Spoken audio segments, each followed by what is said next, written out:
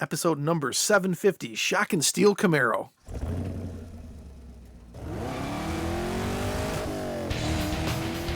Welcome to the Camaro Show, a podcast about all things Camaro and GM performance news. I'm Chris Frezza. And I'm Jason Debler. We're your hosts for this week's episode of the Camaro Show. Want to be part of our show? It's easy. Just leave a message on our voicemail hotline at 586-486-3182. So sit back, relax, and enjoy the show. And welcome back, everyone, for another exciting episode of the Camaro Show. I'm Chris. I'm Jason. Did you catch that? I caught it. Number 750? Number 27250. Why are we saying that, Chris? Because this is actually our 750th episode of us doing a podcast for the CamaroZ28.com podcast with the Camaro Show. We've been podcasting pioneers, too. Been doing this for a while. So according to my math, 750 weeks is 14.3836 years. So just a little over 14 years we've been doing this. I think we started in 2005. And I think it was September 2005. I think so, yeah. So we're still proud of our CamaroZ28.com podcast, 500 episodes. But since we no longer, actively. There you go. And we started the Camaro Show at 0, and now we're at 250. Do the math. Mm-hmm. And here we are. So there's a few listeners that have listened to us for all 750 episodes, and we're going to challenge them to call in and identify themselves later on. We should do like a trivia contest. That's right. Oh, actually, our listeners are probably better at remembering our stuff than what we are. Oh, I know. But let's do a shout out to some members that we know were Bear Z28, Bear, of course, Postal Dave. How about Mudbone? Mudbone, yep. What about Trixie? What's that? Trixie. Do you remember Trixie, who you used to call? I forgot about Trixie. Oh, that was funny. How's about a resident Mustang guy? Of course. I'm looking up the CamaroZ28.com podcast here. You would save me. Good. I'm not the only one. I can't. AJ. So we 501 actually we did. The 501st Camaro Show CamaroZ28.com podcast says find us at CamaroShow.com. Right. But there's AJ, the resident Mustang guy. Oh yeah, yep. Who else was a regular listener back in the day? Well, let's see here. I got Bear. I got Postal Dave. I'm looking at some of the old show notes here from the Camaro. Yeah. So like episode number 16 said Camaro Motor City Nova 572 called in. Oh yeah. Oh my gosh, I forgot about him. Jason reads a letter from the F-Bod father. Op-ed piece from Jason, who loves Santa hats. Oh gosh, man, you look back. I mean, again, we started this 14 years ago, and we're both 47. Well, I think you're 48. Are you 48 now? I'm 48 now. Yes. Old man. I'm an old man. Yep. So we started this in our 30s. Wow. And we said that we were old then. This is definitely something old school people remember. And on November 11th, 2005, Jason, you started the very first rant about a certain bumper accessory, which turned into our Christmas gifts apparently later that year that we bought for each other. Bumper nuts. Bumper nuts. I still have the bumper nuts that you gave me. I still have them right behind here. In my drawer, in my tool bench, in my garage below this office right now. Mm-hmm. I don't think, you know what? I think I might be buried with them. I don't think I'll ever part with them because technology doesn't make those obsolete. They do not. Thank God we didn't give each other Rudolph the Red-Nosed Reindeer noses for the grill and antlers for the windows, the top of the window gutters, because I don't want to keep those around. I'd rather keep some steel testicles in my workbench than those. Well, our first podcast was put out on Tuesday, September 6th, 2005. That was the very first episode. And let's see, is it still online? Better be. Hope so. Oh my gosh. Our old intro before we... Hey, and welcome to the CamaroZ28.com podcast. Oh my God, I saw I'm some Chris, And I'm Jason. and we're bringing you the first ever podcast for CamaroZ28.com. As Dang. far as we know, we're the only Camaro and Firebird site that we're aware of that's doing. Well, we have this little something like stick This, so we're gonna give it a shot. and Yeah, see how that it we were goes. talking to. Yeah, we're gonna like it, and hopefully you will too. Well, we're going to go over just a whole bunch of stuff. Miscellaneous stuff to get started. So if you guys want to listen to all 501 of these are still online. If you go to cz28.com.blogspot.com, all of them. Wait, cz28.blogspot.com. No, cz28com.blogspot.com. Got it. From 2005 all the way to 2015 is when we went over to the Camaro show. God, and we used to have Easter eggs at the end of it because we would edit the crap out of our episodes because we didn't know what we were doing. We were just kind of like ad-libbing it, and then you would say, oh, you know what? F your mother. And then we have to edit that out and all that. And then we made that into a greatest hits type thing. Chris, I was 33 then, you were 34. Wow. That's crazy, huh? Gosh. We even sound differently now. I know. We have our voices have matured. Well, because we're getting old. We're getting all craggly. Let me tell you something, Chris. Thanks for You know what? thanks for There's taking a another step one. back with us, guys. There's another one. Ed Klee. Ed, Oh, my gosh, Ed, man. let me I tell you miss him something, brother. fierce personally because he's my buddy personally, not through the show, but personally. Shout out to Ed. Eddie. I'm the only one that gets to call him Eddie. Nobody else can. Really? Yeah. Oh, yeah. He doesn't like it if anybody else does, but he doesn't mind if I do. Because he knew my family growing up. He's you know what? I need to reach out to him when I have a couple hours to spare. Yeah. So we got some things to talk about this week. We had Sure some new news that dropped about an hour before we're recording this, and that's perfect because now we got a main topic here to talk about. This is something we talked about earlier in the year. Muscle Cars and Trucks dropped this. The Shock and Steel Special Edition revealed. It's coming back. Now we get to see it. Ooh. Now we get to see it. It's the Shock Camaro. It's got the steel kind of like insert for the hood. It's got the Shock like brake rotors. Let me see. Let me read you what they said. The 2020 Chevrolet Camaro will soon launch the Shock and Steel Special Edition, but customers can go online right now and configure this new color package via the Chevrolet website. I'll buy the Canadian one with a caption that reads, "See dealer for pricing." The 2020 Chevrolet Camaro Shock and Steel Special Edition looks different based on whether the customer selects either the shock or the satin steel metallic paint color.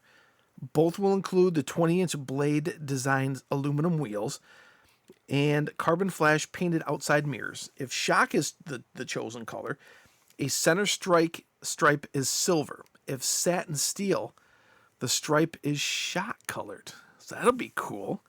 Dude, that's loud. Yeah, that's definitely loud. Out back is a body-colored winged spoiler with a contrasting stripe, keeping the shock/steel theme. A black fuel filler door with a carbon fiber insert comes with the package, as do yellow painted Brembo 4-piston front calipers. Black suede knee pads are found inside the cockpit, as is a carbon fiber instrument panel frame and premium carpeted floor. The 2020 Chevrolet Camaro Shock and Steel Special Edition is available in both coupe and convertible on 2LT, 3LT, as well as V8-powered 2SS trim levels. Chevrolet otherwise is offering plenty of new content for the 2020 model year, led by the new LT1 entry level, not to be confused with 1LT. So there it is. We will link this up in the show notes. A good-looking car, man. It looks great. I'm always a fan of the big, loud colors. You know what I mean? Well, I mean, Like the Synergy green, like the Krypton green. I love what it. more would you expect from the country that brought you rock and roll? I think the only disagreement I have is the fuel cap color. I've never been a fan of that fuel door. Mm, No. it breaks up the lines, and I've got Jason's law of car appearance, and it totally violates that. Totally. Totally. Too many colors, right? Well, just you have this flowing line, and then all of a sudden you have this. Here, look at this for no reason. Yeah. So, but otherwise, It's a good-looking car. it's a great looking. I think they're going to sell it. God, it looks good. That steel color is incredible. You know, I've got this great car in my garage, but every time I see a 6th gen Camaro, I'm just like, ooh. I wish I had that in my garage, next to my Corvette. Yeah. Cool, man. And this was kind of like this is like a half leak. It was Canada, but not U.S. Canada put it out on their configurator, but U.S. didn't. I mean, it's a car that's available for purchase in the U.S., but Yeah, I don't know why. You've said it more than once. It's the way things get pushed out and creative can take some time. you know, I will say something that I probably won't say again. What's that? Is that the whole automotive website media ecosystem is inflated and unnecessary in so many ways. And if I were the head of a company that was an automotive media agency, I could save General Motors millions of dollars by cutting out the fat and just building great websites that help people buy great cars. There's yeah. I saw it. I've been so removed from it now. I'll probably get away with saying it. It's so fat. There's so many people getting paid 6 figures to build the website or manage the website or talk about the website or blah blah blah blah blah, to the point where it's absolutely moronic. And I say that because I've been managing teams for the past 5 years that were a quarter the size and put out twice as much assets. That's it. I'll leave it at that. Okay. Sorry for those who work in the automotive agencies, but you all know in your heart of hearts that that's true. Well, don't you have some really good news to share with us? I've got great news to share with you guys. Somehow, I hit the lottery again. You might remember last year, about this time, that I, Jason Debler, Camaro guy, Corvette owner, podcast host, YouTube celebrity, got chosen to buy a COPO Camaro. I was one of 7,000 chosen. 68 of whom only purchased the car. 68 out of 7,000 were chosen, and I was one of them. And I had to decline. I'm sorry. I don't have the kind of cash. Don't want to get a divorce. You know, that sort of thing. Don't want to have to sell my current Corvette. Don't have to sell. What? It happened again. Lightning struck twice? Lightning struck twice. I got picked for a COPO Camaro again for 2020. How does this happen? I got criticized in 2019. Well, if you couldn't afford it, why'd you enter? It's kind of one of those things where, like, well, by the time I may or may not get chosen, I might be able to afford it. You don't know. And I did it again, and I got picked again. And I got the email again, and I said... You said, holy hell. How is this even possible? Dude, are you serious? Because I mentioned before, I grew up watching racing. I wanted to race. I wanted to be a contender. And had I capitalized on that when I was in my early teens and dedicated more time to building an old piece of crap Nova or Chevelle or something like that into a race car, not caring if I was the best looking car out there or I won every time, but just to say, hey, I'm going to start competing and this is where I start. And then you never know, I might be a pro racer right now.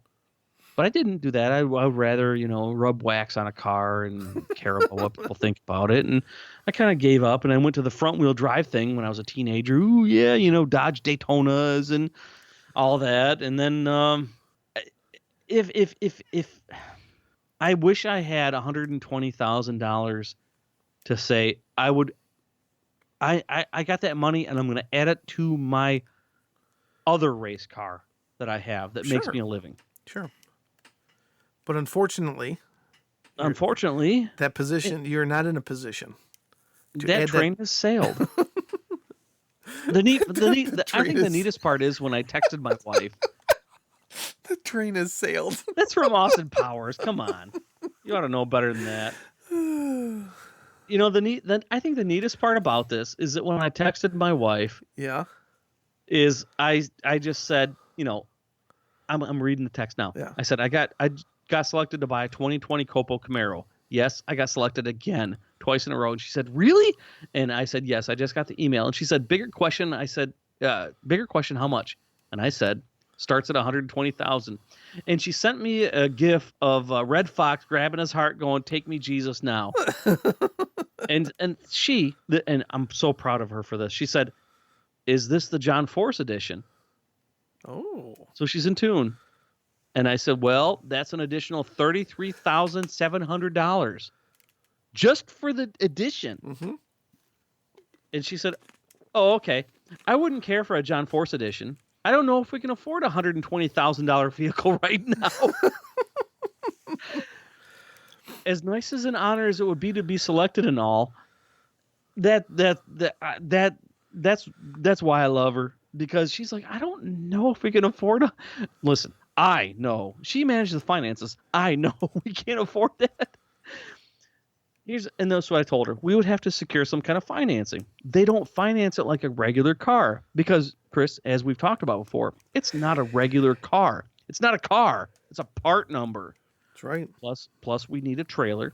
Plus we need a vehicle to tow the trailer. Right. I don't know if my Jeep Grand Cherokee would be able to do that. So you add it up, you're into something that will make me less money, than what I could do something else with. And that's $150,000. Racers don't make much. Even pro drag racers barely make $100,000 a year. And that's top fuel. Wow. They don't make like John Force money. That's crazy. And it took John Force a long time to make money. And I said, and that's if I'm really good at racing. When's the last time you bracket race, Chris? The M event? Yeah, that was 2012. Was that the last one? Was 2001? Oh, when was the last I didn't even have my 5th gen. So it was 2000. That's if I'm good at racing. There's a lot of good racers out there. Wow. So, it's an honor. And she said, all very true. An honor to definitely be selected twice in 2 years. I want to race so bad. So did you return the email? Like, how long did they give you? Like 48 hours? 72 hours. 72 hours? I replied within 2. You within 2 saying, no way, sorry. And I said, basically, hey, guess what? I got to say the same thing I said last year.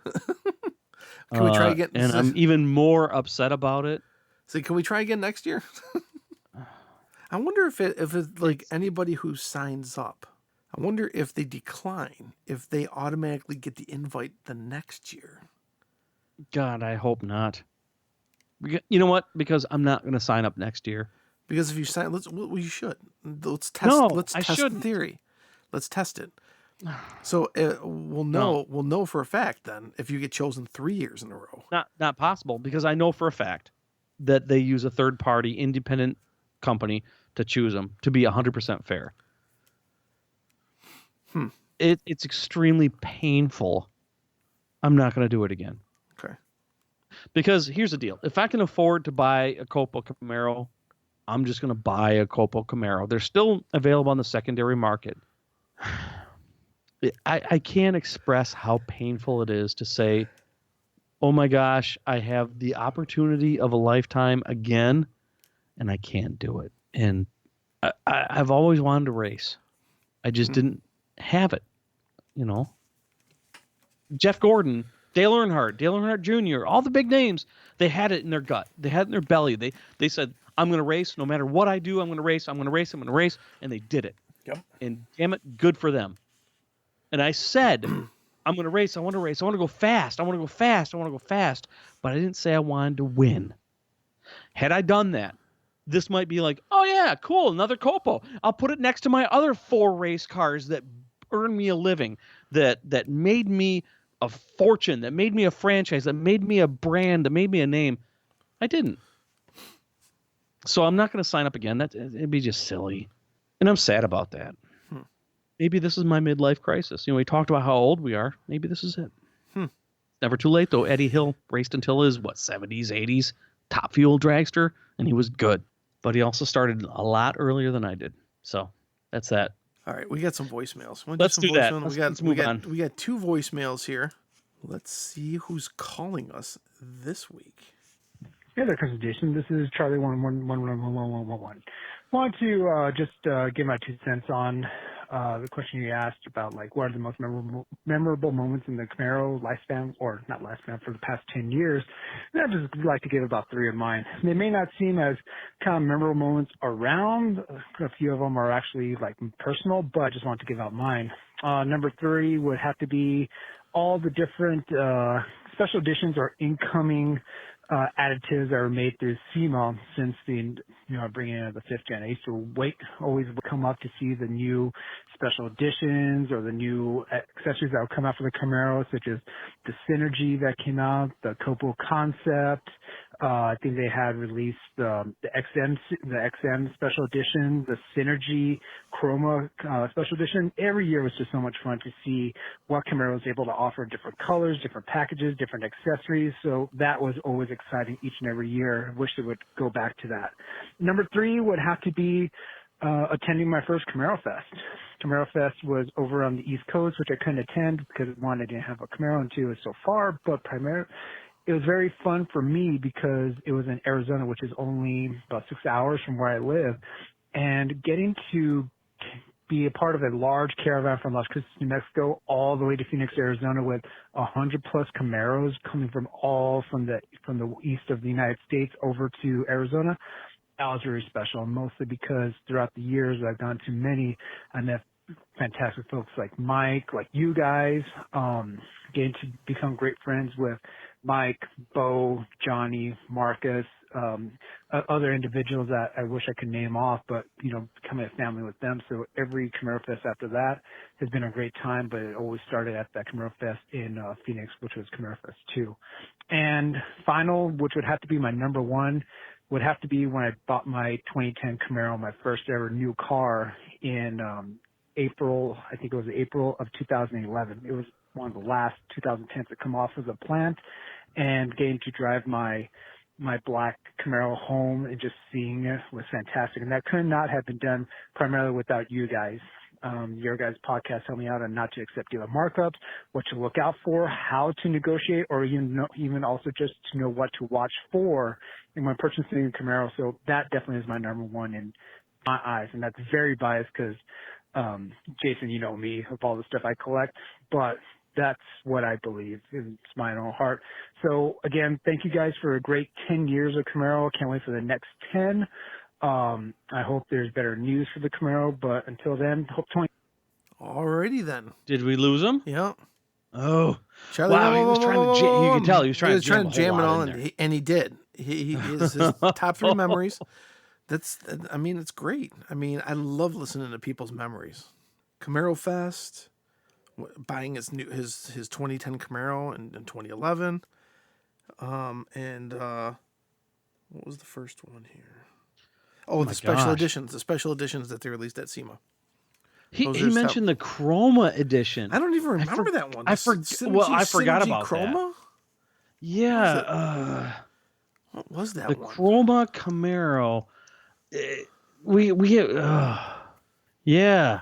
The 2010 Chevy Camaro Concepts of SEMA. Car and Driver covered this in 2009. Chroma Camaro. I'm gonna It look was up real basically quick. the let's see here. Camaro Synergy, the Camaro Chroma, which was dusk. I guess Yes, I remember this one. I guess it just didn't remember. It wasn't memorable enough. Yep, I remember it. Yep. But when I see it now, I think about the time that I was with my 2010 Camaro in my garage all night long, swapping out to the Heritage Grill. Well, And I think I got about an hour and a half of sleep before I had to go to the F-Body Gathering there in Milford. Because, oh, man, I forgot. Oh. Anyway. Good times. Lots of memories. Gosh, Thank you for that, Charlie. I really appreciate that. Really appreciate you calling in. If you guys have a memory like that, or you want to share something from either the past decade or what you want to see coming up, give us a call. Here's how. Hey, want to be part of this show? Well, we want to hear from you. Just hit our digits at 586-486-3182, 24 hours a day. Leave us a message, and we'll feature it in an upcoming show. So what are you waiting for? Do it now. We do have one more voicemail here. All right. Let's see who this is. Hey, Jason, Chris, Camaro Show. How you guys doing? It's Anthony from New York. That's right. What's up? I sent you an email before Christmas. You read it on the show. You might remember this one. Got my first Camaro. And I asked you guys to talk once in a while to the new owners, guys that are new to the show and have questions. P.S. I enjoyed the recap of the decade you guys did on the New Year's show. Great job with that. Anyway, Jason, when you read the mail, you told me it's okay to call in once in a while, so here I am. I know the New York accent's probably pretty heavy, but hey, listen, that's why I sent email. You told me to call in, so here I am. So look, all anyone ever talks about is 6th gen. All right? Now, I know you guys know this Transformers came out a long time ago. 5th gen is old news, right?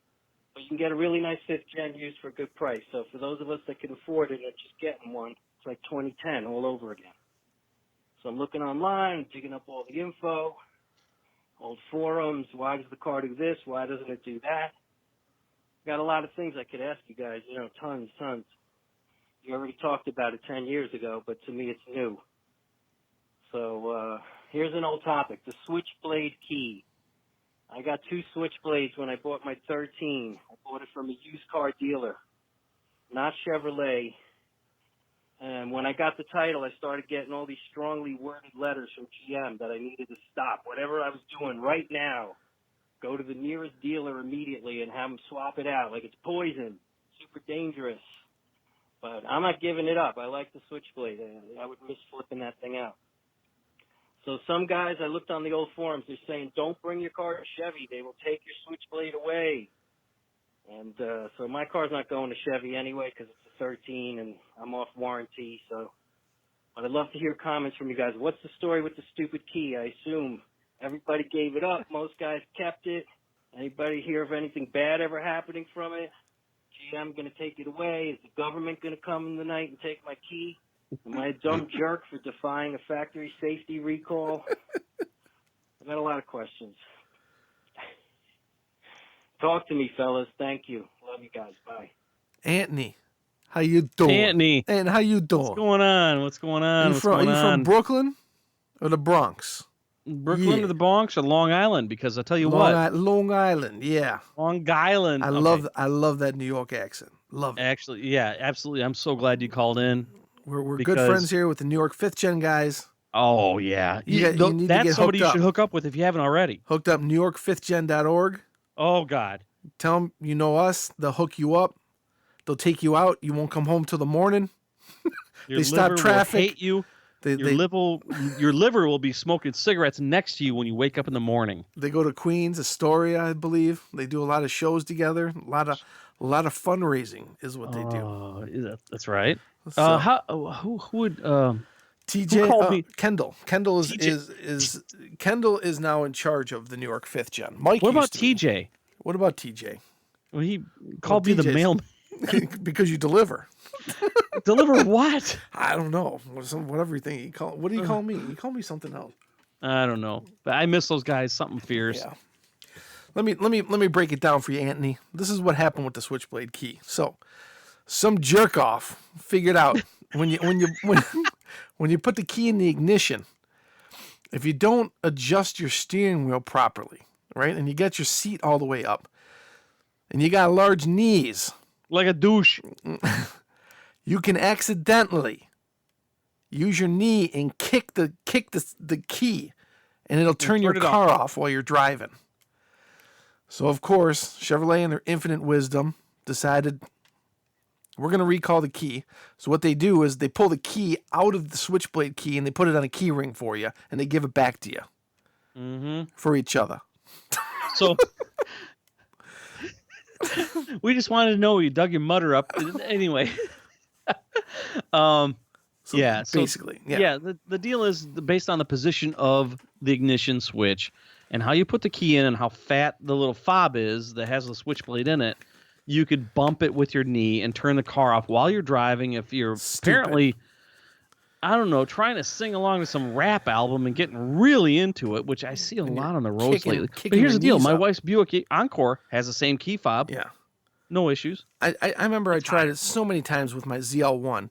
I'm 6'4". I got the seat all the way back, right? There is absolutely no way I am going to kick my knee up and turn my car off. But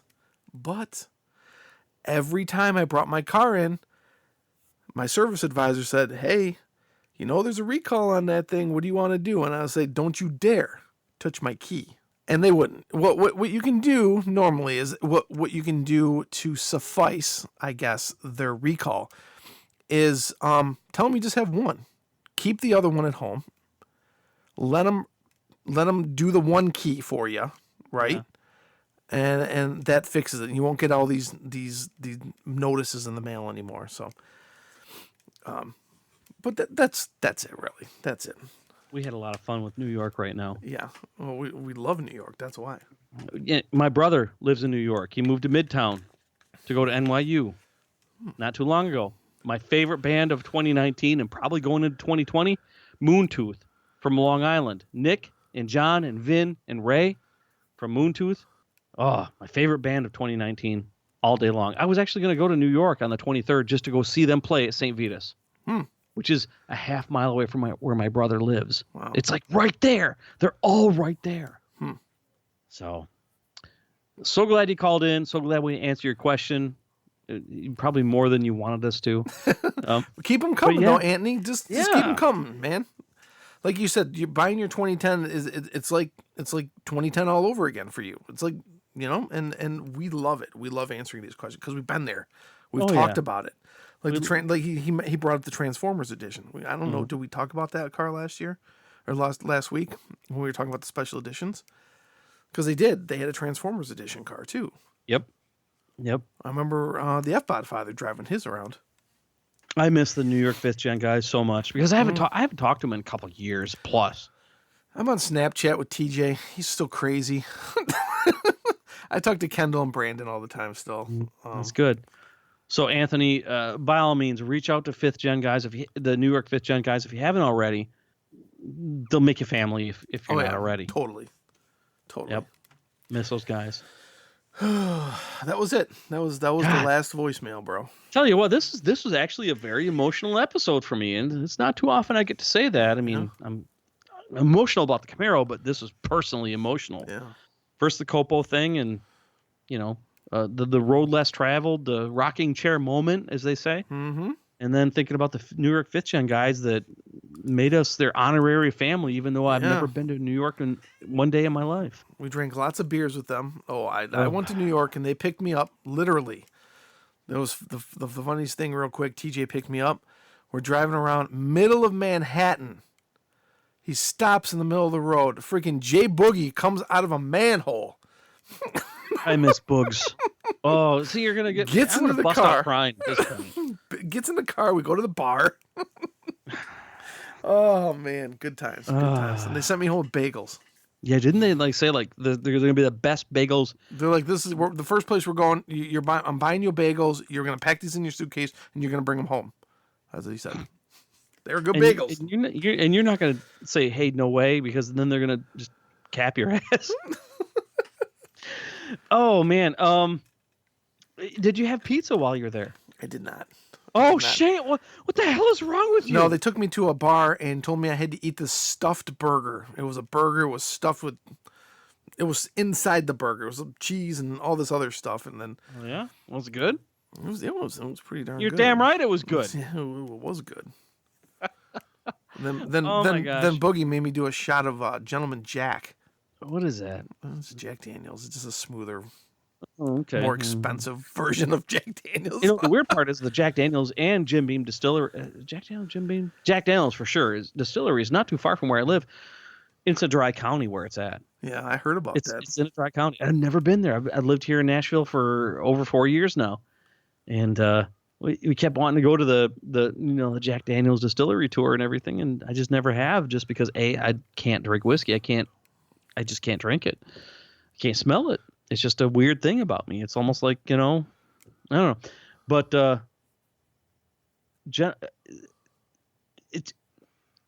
I kind of feel like I wish I could. Yeah. So you had shots of Gentleman Jack. Yep. And you said, yeah, this is awesome. No. I did it because Boogie bought it for me.